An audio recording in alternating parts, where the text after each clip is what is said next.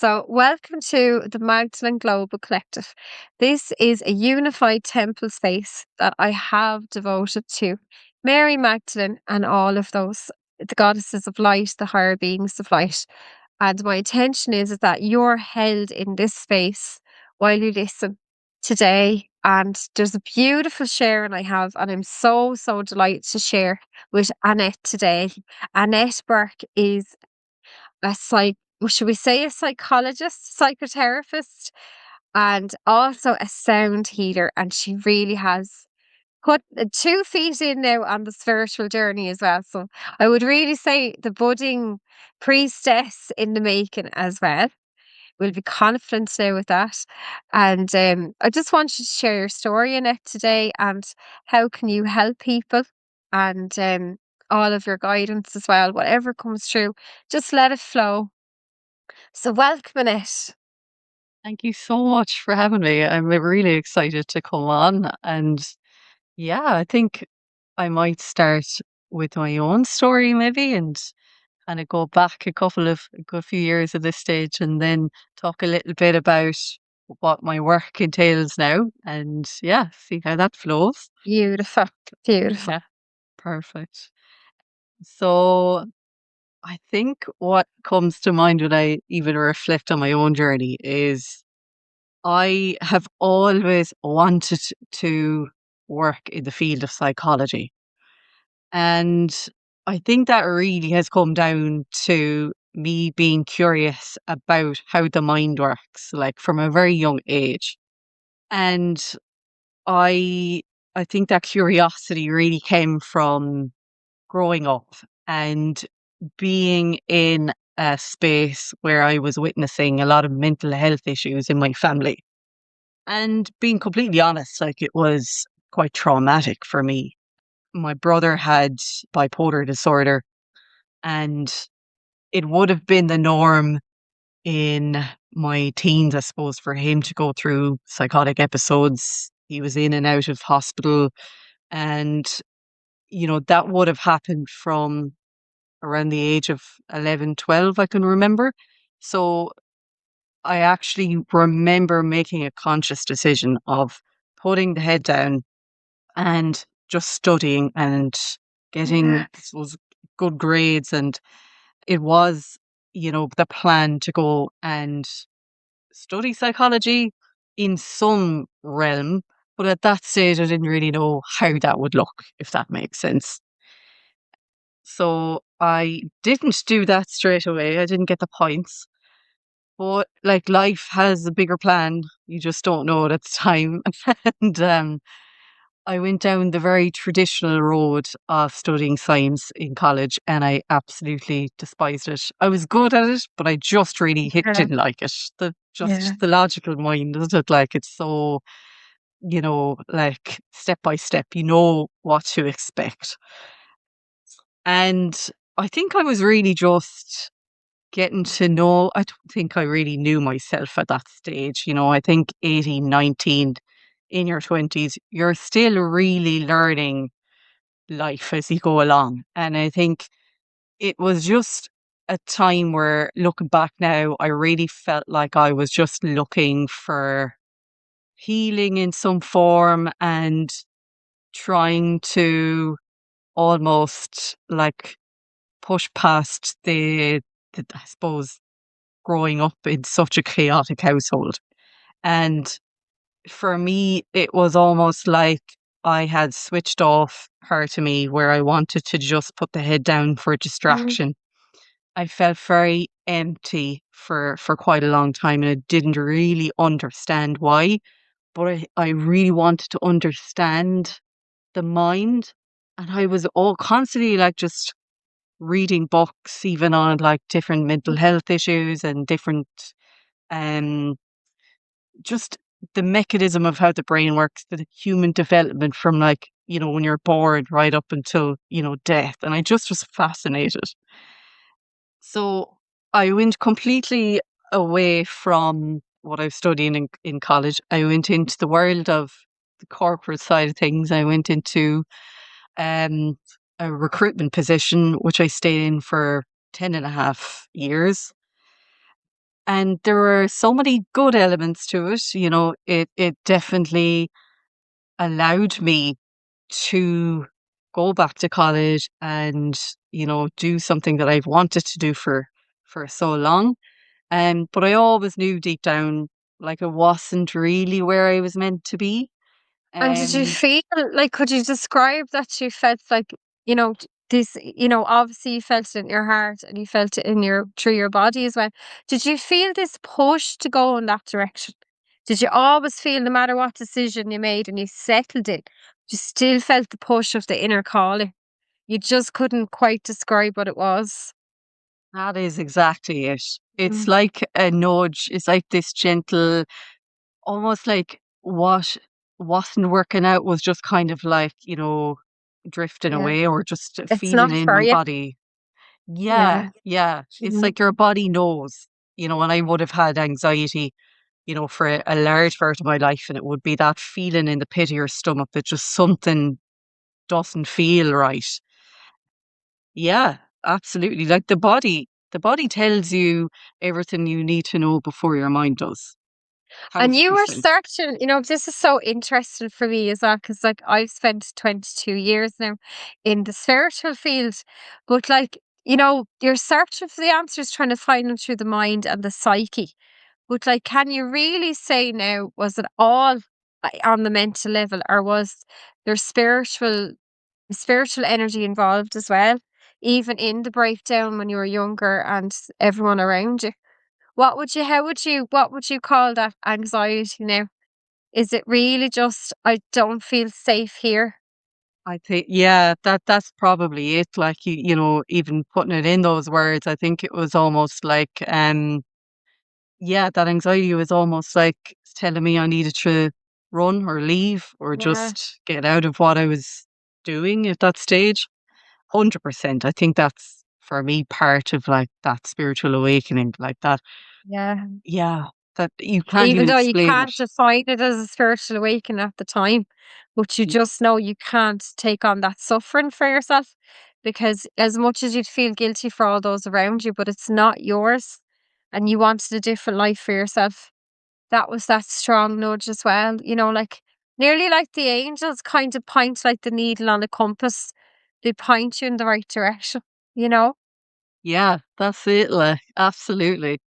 I think it all really, really changed in 2017. That's a year that really stands out for me, just Yeah. because there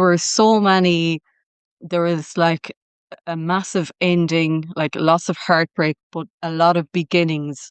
Because for that year, I started on my own um therapy journey. Like I began therapy at that stage, and I had began studying counseling psychology, and it was kind of like my heart was cracked open because Mm. I remember going to my therapist at that time, like over heartbreak, and I thought, I just want to go in here now and I'll be fixed and that'll be it. And it was only like the door was barely opened, like, Yeah. and Yeah.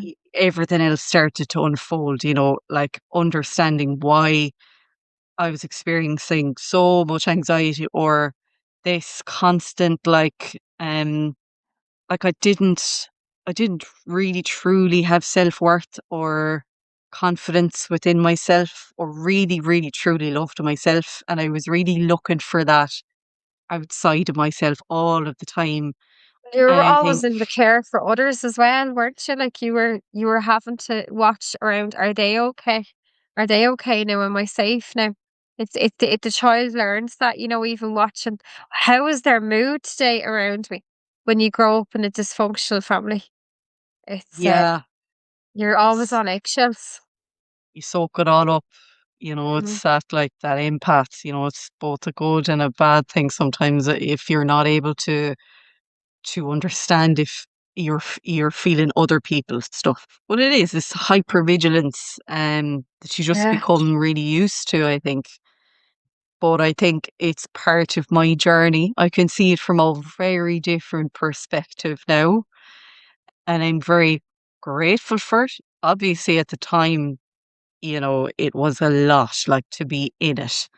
But I think, even today, like I have the same therapist that I go to, and the healing work that we have done, the amount of massive Well, traumas that she has been with me for. And when I talk about trauma, I'm not talking about like, it doesn't have to be this massive event in your life. I'm talking about when clients come to me talk about trauma, it could be something so small, not small, but something like a memory that your body holds, yeah, and from childhood, and you mightn't even, have that in your conscious mind. But I think like 2017 kicked everything off for me, and even looking at that, that's 9 years ago, and you think about the cycles that we run through.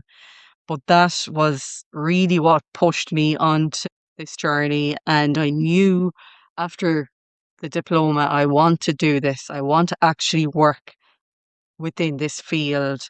And I think I wanted to to first get a taster for it because I was a little bit afraid, would this be too much for me, and then I started to really understand that no, this is part of my journey. Like what I've gone through is, going to help me be able to sit, with a person in front of me who is in pain, who really just wants to be seen. And I think it wasn't my time, at that stage to be working in this area. So I took a break. So I went traveling for a couple of months, and I lived in Athens. oh well, It was unreal. It was amazing. But part of me was like, a little bit running away from it all. And I had just moved back to Ireland literally at the end of February in 2020, right before the pandemic. And I hadn't obviously planned that, I was home at the right time, and I was literally meant to start the counseling and psychotherapy degree in the September. And even looking back at this now, you think you have your life mapped out, and you're like, I'm going to have this done by this age, and yeah. it's just not. It's not how it works. But I remember really that year, I suppose, really opened things up a little bit more. I think even spiritually, and I experienced grief Like for the first time. Athens is like the place of the goddess. I mean, like there's the goddess there. I mean, some of the goddesses now I work with as well, but like you have Artemis, you've Athena, you've Hecate, you've all the Greek pantheons, and it's like Yeah. it's strength. Like it's like stand now, like be the lioness, be strong, go back now. It's like that energy, just do it. You know? Did you Yeah. feel an awakening there? Did you feel that energy coming in for you? I don't know because for me it was almost like rediscovering myself. Yeah. I was such a different person at that time of my life, but I've always felt drawn to Greece. I've always had a That's draw to trauma. Greece. Yeah. Yeah, Yeah. yeah. And I do And go that's the back thing, every now like and then. you were speaking about it earlier of like, it doesn't have to be as forward for some people. Like, well, I know I met the goddess there because she stood in front of me. But at the same time, for others that like their senses aren't fully on yet, you would have like just maybe have been there at the portal or at the door of that portal for yourself of awakening. And it just brought you peace and just this peace that you can't even describe. Like that's how it actually feels. Mm, It just slows everything down. And like that you mentioned finding yourself. That's actually it as well. That's how they meet you sometimes, and they say, well, this is you, you know. It's time now to release everybody else and just think about you and what you need to do. mm, And turn you yeah, inside out in the process. that's And it. upside Yeah, down. that's it. I think it was very much like that. You put it so well. Like, in the process of actually putting myself first, I did feel a little bit lost. I felt a little bit like, oh my gosh, who am I? Yeah. And I Because the think old I did. identity falls and the new identity is you're not quite that identity yet. You're just becoming. And that's where you feel lost because you're not the old identity either in it and it, you know? Mm, It's you describe it well. mm. Yeah, yeah. And I think like that was really like the before, but the before everything changed, especially worldwide when you look at what 2020 had for us. So I think everything is not it's not a coincidence. And I think at that time I was very, you know, very much still, searching for who I was. And even though I always had the plan, to go on and train and um, work as a counselor at some stage in my life. I didn't know when that might be. I think I had I was literally just about to start my degree down in Limerick part time alongside work in 2020 in September. And then my mum actually passed away literally that month. And it was a big shock because she had just been diagnosed with lung cancer in the August. But it, I suppose for me, it was just such like being catapulted into not just grief. There is a lot of complex emotions there because, there it was very complex because of, my brother, was quite sick at the time as well. And I had separated myself from that for quite a while for my own mental health.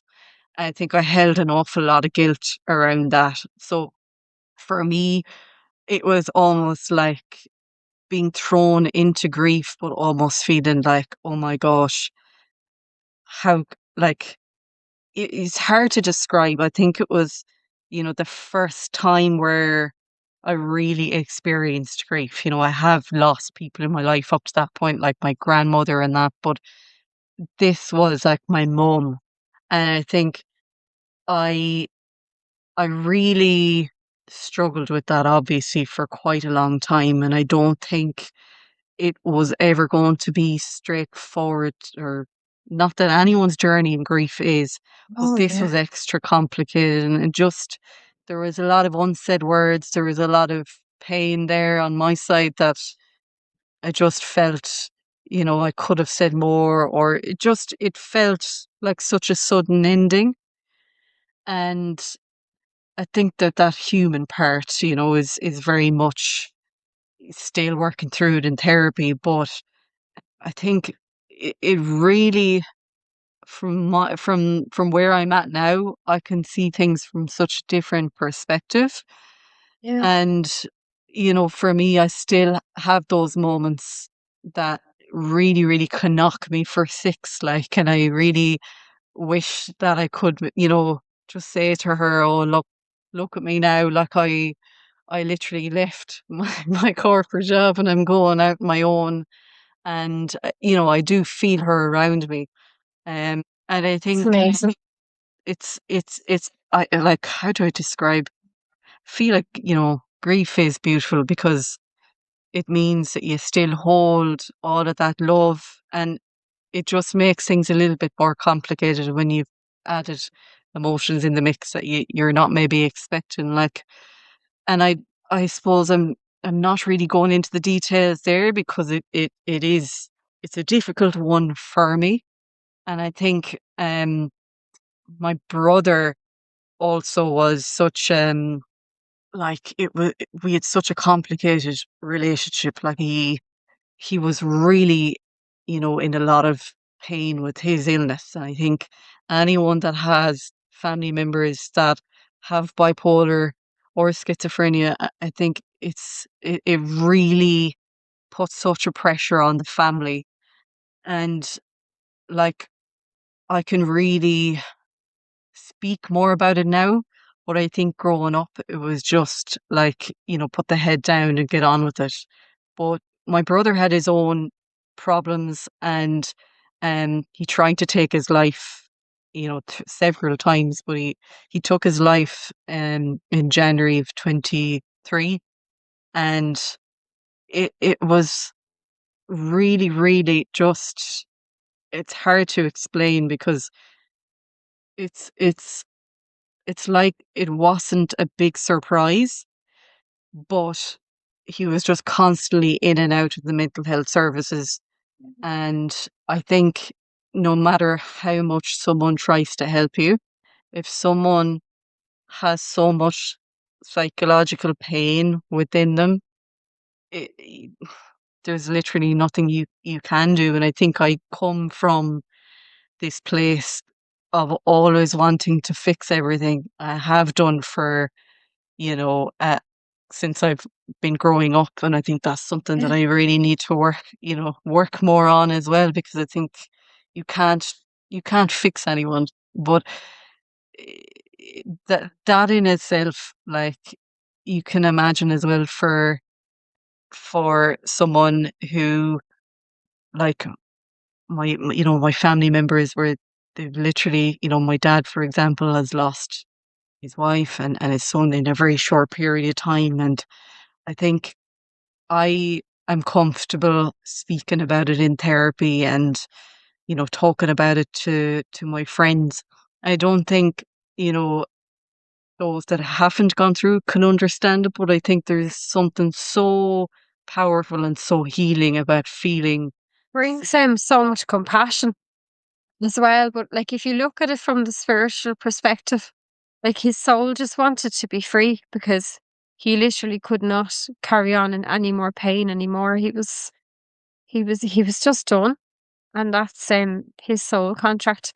But these are things where when acceptance comes in, you realize that no matter how hard you try and no matter how many hours you would sit there, that you can never change that because we're actually only part of their journey and not just the sister or the daughter and you know, them being us and being our mother or brother. It's that we're just part of their soul's journey and their soul has chosen this, which is so, so hard for some people to understand. But when you come back and you sit back from that perspective, like I always say to the clients as well that are going through such a hard time, if you were to place yourself up on a star, like way up on the star in the sky at night time, and just put yourself on the star and just look back down to the earth again and look back down at the situation you're in, it's so, so small. Do you know that kind of way? And you gain this higher perspective from the angelic perspective because you actually cannot, and no matter how hard we try, we haven't got the magic wand to go back and change it all. You can do it in therapy, yeah, and you can do it in visualization, you can do it in healing, but you actually still can't do it. All you can do is move on from where you are, and you're so powerful and you're so strong to come through all that as well. So really just to give that honor to yourself today as well and just to acknowledge how strong you are. You've done Thank so you. much. And Thank like you. I appreciate that. I only know that you have done so much to acknowledge that too before you had to step away because it wasn't that you never tried, but you just survival mode was that you had to protect yourself. Otherwise, you would have become very, very sick as well, so that's the Yeah. key, Thank you. isn't it? No, that's it. And just even hearing that back, like, I know that deep down that, that wasn't an easy decision to make, but it was a necessary one. Yeah. And I think perspective, as you described it there so beautifully, like, imagine yourself on a star looking down. It is that perspective, isn't it? And we're literally just so small. And I think I can really see now, that this has helped me, to be able to be present and sit in front of other clients going through, lots of challenges in their life and really sit with them, like really, really hold them in that space because it's not easy to do. And I think essentially, and I say this so many times, like, you literally cannot bring a client, deep if you haven't gone there yourself. Yeah. So Yeah. I think, yeah, Lots of the time they can feel so powerless as well that they feel they can't change their situation or they're not able to step into the power to do it first, you know? So like the thing is they do hold the key and then like you're the counselor, you're planting those seeds in them as well. Mm, Yeah. yeah, It's beautiful. It's just guiding them in the right thought, isn't it? I suppose that's all you can do from your chair. Like you can't overstep boundaries. no, exactly. Yeah. Some people might come for answers, and I'm not going to give them Yeah. answers. And that's where the power is. You're helping guide them to the answers they already know, if that makes Yeah. sense. In Yeah. their inner knowing, like, yeah. So I think How that's brought me. intelligent is that body as well? Like the body knows. That's the The thing, body isn't it? knows. It's like Yeah. Oh, a human lie detector, and it's you do absolutely know like that power is always within you, isn't it? How did you go from there and what an incredible journey, I really have to say. Like it's amazing. And everything you've talked about as well so far. But just to witness it now from like how did you go into the sound healing then? What yeah. drew you to that? I have always loved going to sound baths. I think I went to my first ever physical one out the road here in Barna. I'm going to say, was it 2021? So relatively new, like. And I remember going to this lady, and she was just magical. She also like sang, and her voice, it Yeah. was it was angelic, like it was amazing. And I Yeah. remember this, I don't know if this sounds strange, but I remember leaving feeling physically a little bit nauseous. But I felt that was good because I was like, this is Yeah. shifting something. There's obviously Yeah. something that needs to be Yeah. moved. And I felt like I was floating at the same time. Like it was unreal, the experience. So I was Yeah. like, oh, I want to go to more of these. And they weren't really on as often at that stage. I feel like it's only starting to pick up. Yeah. But Start to come um back. Yeah. yeah, yeah. Like I think I never really knew at that stage, oh gosh, yeah, I'm going to actually train in that and do it myself. But the seed was planted at that Yeah. stage, and I actually only went and trained last year, and loved it. And I was like, this is amazing.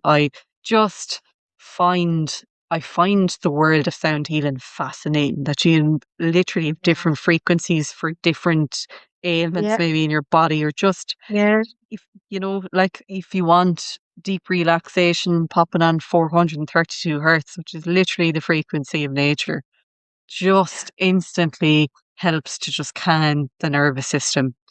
And I suppose, I didn't get my instruments straight away, and I was like trying to just build up the courage in a sense to leave my corporate job at Yeah. that time. So, Yeah. there is a lot going on there. So I It's wanted to be in the resistance right too, space. because like what resistance will do when it's coming up is like, am I 100% committed yet?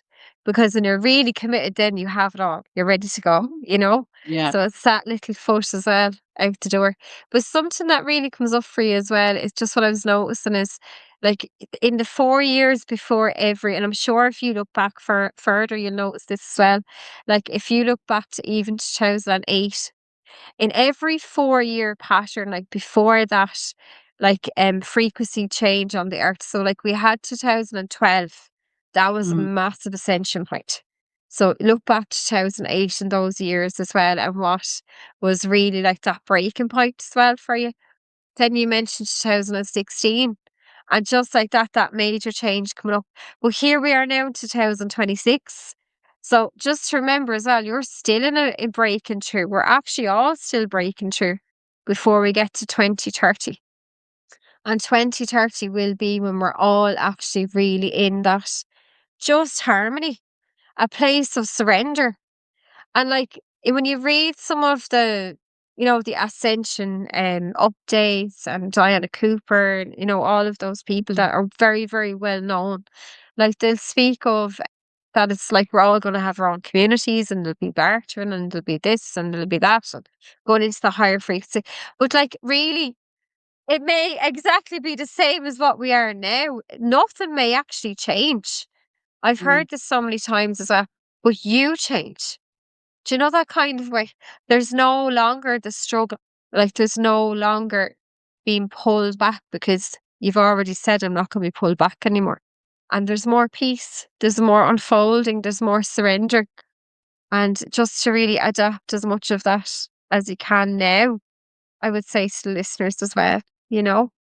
Is there anything like that you'd love to share that you've noticed what has really been that breakthrough or like guidance for the listeners as well in your sessions?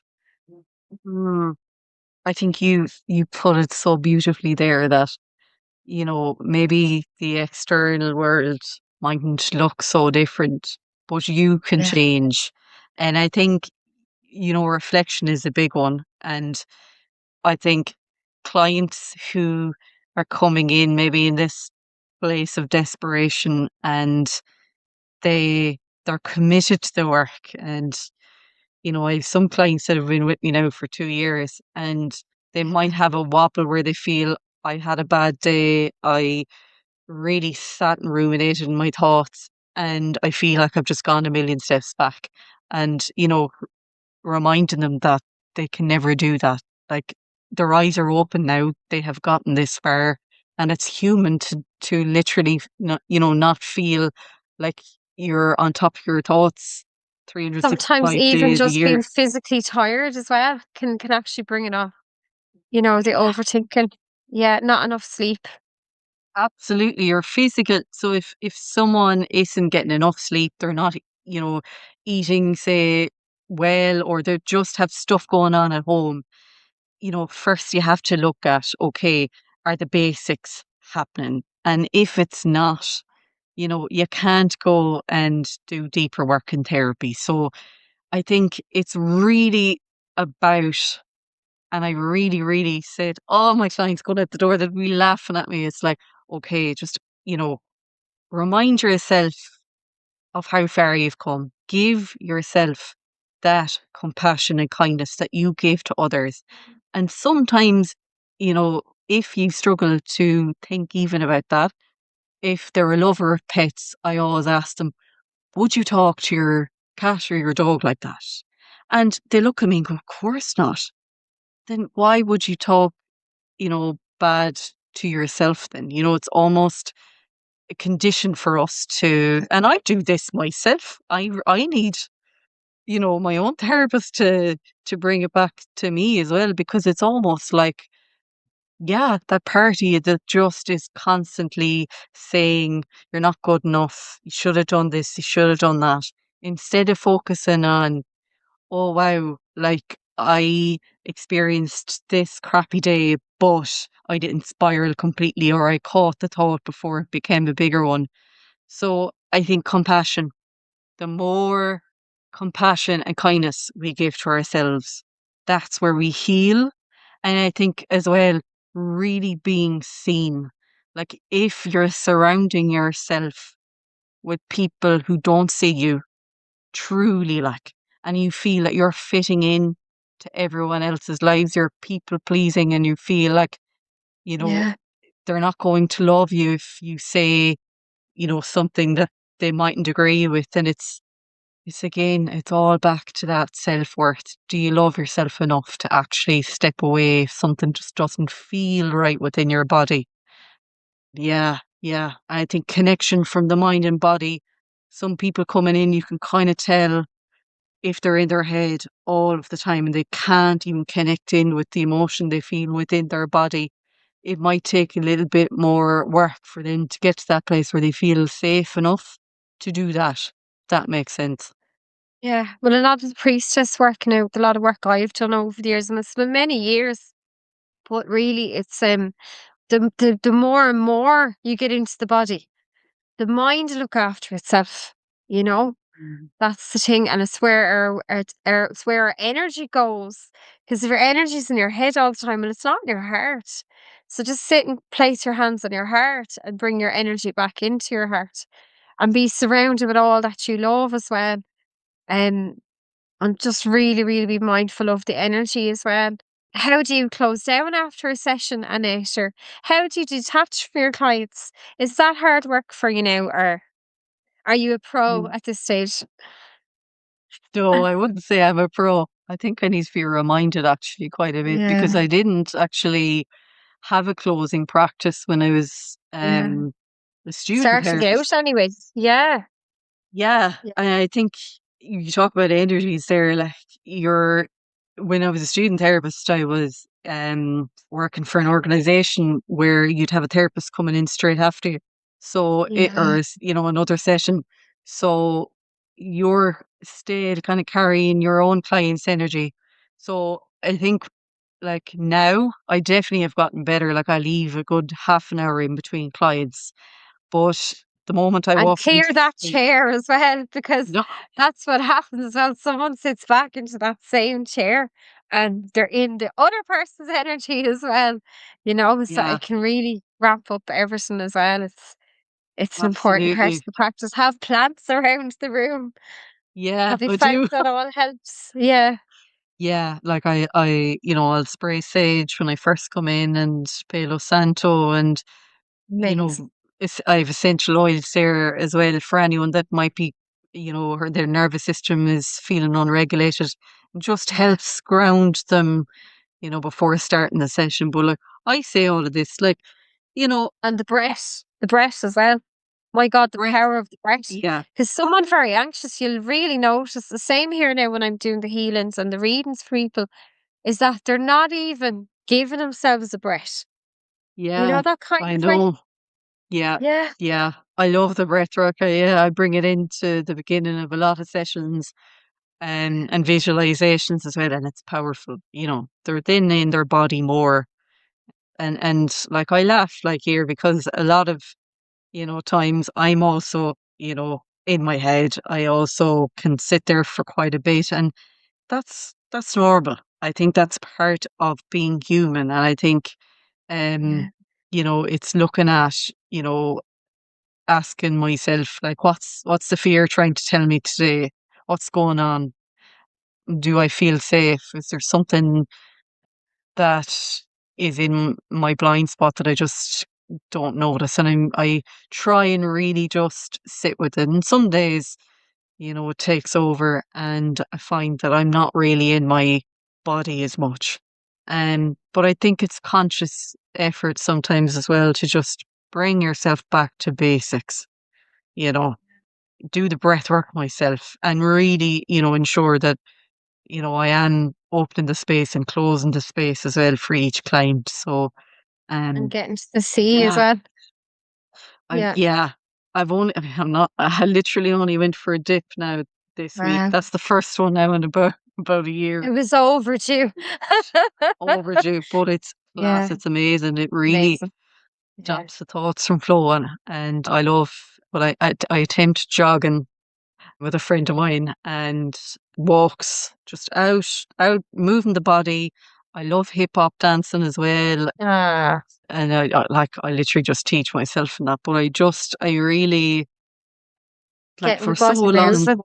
Yeah. That's it. Like, yeah, exactly. Like, for so long, I would have hid that about myself. That I actually like this, a specific type of music or this and that. I really like looking back now, I used to just, mold myself into people around me, what they liked, and nearly just I went like with even it. just a bit of country music around the kitchen and dancing around the kitchen with the kids as well, you know? Love it. Gets the groove Oh, on. But it helps to oh, to ground the energy as well. But I'll just show you one there now that might be helpful for the end of your session. So if you just bring your hands into prayer pose, just you could use this maybe every day as well. And just say, what is yours? Maybe return to you with love. And you return all that energy back to the client conversations, the whole session with love. And what is mine, I call it back to me with love mm, and close all pathways between us. mm, And then that's it. Because you will notice, and just for the listeners as well, and you may not be counselors, but even just having a conversation with someone who, like, there was a lot going on. Let's say there's a lot going on, or it can get very repetitive sometimes. And you put down the phone, but you still hear the conversation is going, like still in your mind. Does that ever happen to you? Mm. Yeah. Yeah. Well, the sign is for me, like spiritually, we say energetically, is that that person's still running the conversation with you as well. They're still running through it in their mind, but that's not healthy for you and it's not healthy for them either. So it's about really closing that down and you're calling the energies back, you're separating them. And like that, it's the same in families as well. Like there can be an emotional charge in the family. We'll just call it emotional. It could be mental like that as well, or it could be drama or whatever's going on. Negativity. And if it's not happening with one person, it could be happening with another person. But what it is that the energy actually circles around and siphons everyone's energy. And the safest place for you is to step out the loop. Mm. And when you do, when you've received that divine guidance to step out the loop, you notice you're actually feeling better straight away. As soon as you've closed the door on your own energy and you said, "Well, I can't actually allow this to affect me anymore. I just can't." No matter how hard it is, you put down the phone or you take a little break and snooze for a little while. Just take a little break. Notice what's happening. But if you notice then the energy is still like running through the other people as well, then it's sign like just to get help and have should we say a shamanic session or a priestess session or get help in that way as well. Because it can be so much more than what's running through the minds collectively because there's actually energies in the universe as well. The entry point is actually in the thoughts because they affect your thoughts and that which is affects your frequency. And you go from 1,000 down to very, very low, maybe less than 100, very, very quickly. And if you can stay in the heart, which is actually the key, you will stop, you'll stop that from happening. But the key as well for the clients is tell them straight away, acknowledge it straight away when you start to receive the dip, when you start to receive the little pinch of, I'm going back into that closed state now where I'm feeling the lack of abundance or I'm feeling, you know, a lot's going on. Notice it then and start to change it straight away. Even if it's just getting out that front door and going for the fresh air and cleansing it and earthing it. Would you agree, Antoinette? Yeah, yeah, Annette? absolutely. Absolutely. I think you said it there. It's the entry point, it's the Yeah. thought that then will shift your energy and your frequency and move you out of being, in that heart space.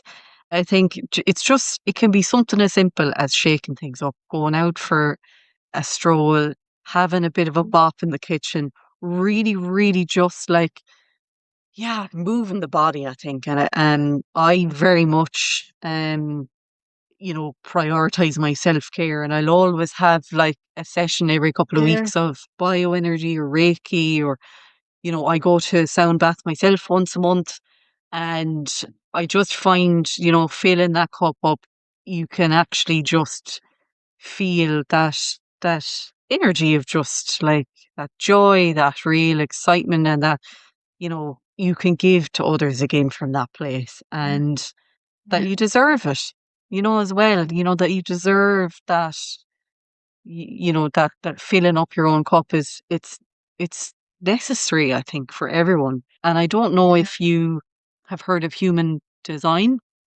No, no. I've seen it online, but I love it, and I've gone yeah, to a retreat last year, and I'm going to one actually next week.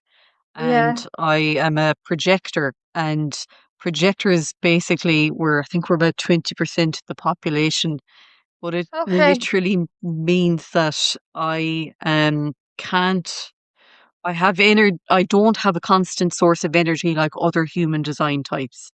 So my rest is like necessary. And if I was to like work for 8 hours a day, that's not, going to work for me. And it's funny because that's what I've done for most of my Yeah, working you life. reached the burnout. Yeah. That's it. And like understanding it has been a game changer for me. It brings Very in good. kind of different elements, astrology, the I Ching, and it, Yeah. it's scientific as well. There's a lot related to DNA. So I'm not human design coach myself, but understanding my own profile as well has been amazing. And what I know is good for me and what isn't, for Yeah, refilling the cup and getting out yeah. into nature and that. Mm. Very good. It was very interesting. It was great. Would you like to offer a little offering just for the end of the podcast? Would you have a little offering for the clients? Would you like to offer a little meditation or Mm. Ooh. Ooh. I don't have a a bit of sound? meditation. I wish I could. I wish I had a microphone as well to play my Yeah, sound, but I think what comes to mind is going out the door. I always say to my clients to visualize their favorite place. Don't say this always, but I think yeah, if a client is coming from that place where they're feeling a little bit like they've gone through an awful lot in the session, it's literally coming back to their happy place. And I ask them to close their eyes and just visualize where that is and go through what it sounds like, what it feels like, what's around you. And it really just helps bring you back into the heart. And I always remind them to do something kind for themselves that evening because, you know, sessions can bring up a lot of heavy things. So again, I think it's just to remind people to really be truly compassionate with themselves and try and do something small even for themselves that they love and time for yeah, themselves. I know it's hard for some people who have children and but even I mean simply like 5 minutes, stand outside, and listen to the birds in the morning. Something really simple yeah. like that into your day, if that makes sense. It's beautiful, isn't it? And even just get into the routine of that as well. Then you'll keep doing it, if you just schedule a little bit of time for yourself as well. Yeah, that's Absolutely. beautiful, Annette. And I'm gonna pop the details as well, just where they can find you and just to direct them to you if they felt called for a session with you as well. Would that be good? That would be amazing. Thank you so Yeah. much. And thank you for Oh, you're so very having me welcome. on. Yeah. Oh, you're so very welcome. It was a pleasure, an absolute pleasure. And thank you, Annette. Thank you so much, Lisa Ray. Have a lovely weekend. Oh, you too. Bye.